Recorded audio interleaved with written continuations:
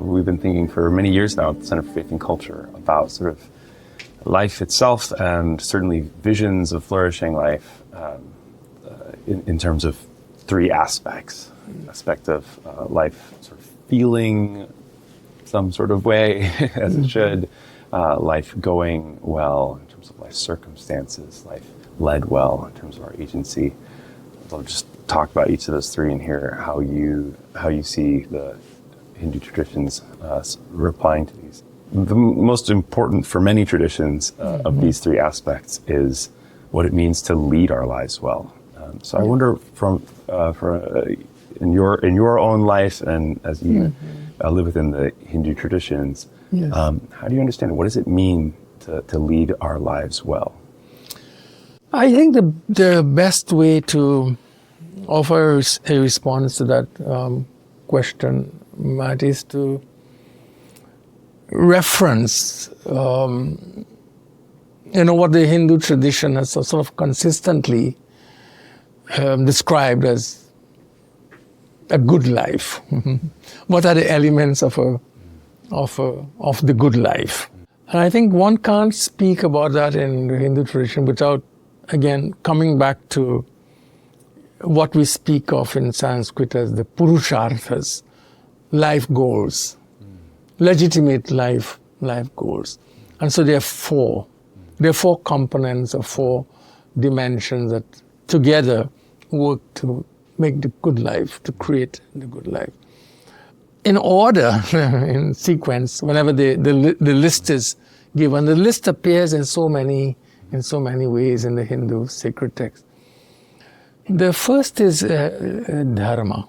Dharma is the concept that really emphasizes human responsibilities, human obligations that flow from the interdependent nature of our existence.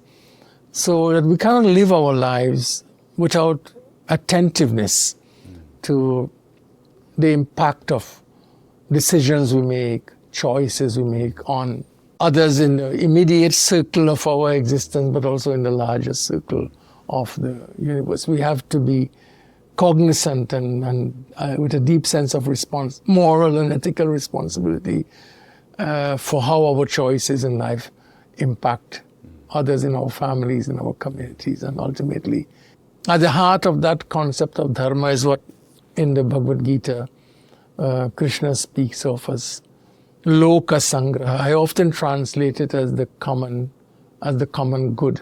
And he says there, in every choice you make, be cognizant of the common good. So a person who lives a life without that kind of consciousness and attentiveness to that in choices that would be an incomplete a Hindu life that lacks something very fundamental. But at the same time, so dharma, first, priority is to be human is to be attentive to dharma and to the moral obligations of dharma. But at the same time, we have graduate addresses in the Upanishads where after students have studied with their teachers, the teacher says, continue to study and teach, but don't be inattentive to your material well-being. Yes, which is in Sanskrit artha. Sometimes I'm not sure how strong it is, but often described as a sort of an anti-materialistic tradition, indifferent to prosperity in the world. But that's not true, because artha, or wealth, which includes success, power, whatever freedom that we need to realize our goals, is recognized as a necessary and legitimate goal. A decent, dignified human life is not a life lived in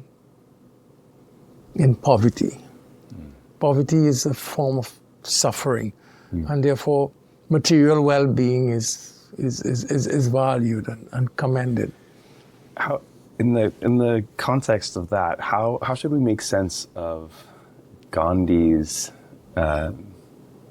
commendation of pretty strict, as I read it, pretty strict asceticism, where one of his sort of practices of sort of non-possession.